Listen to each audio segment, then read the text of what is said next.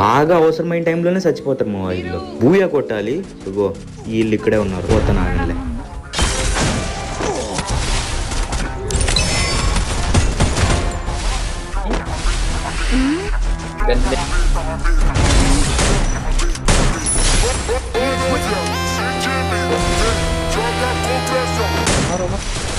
ఈడేం నా కొడుకు మా వాడు కొట్టుకుంటూ పైకి వెళ్ళిపోయాడు.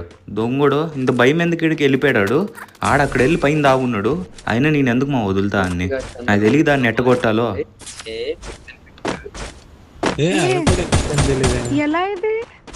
మిస్ అయిపోయింది కొట్టాల్సింది చక్కగా. ఆ టీమ్మేట్స్ వచ్చే లోపు ఈయనైతే వేసేయాలి. ఇటు ఖచ్చితంగా నాకు భయపడిపోయాడు, కిందకి రాడాడు, భయపడ్డాడు.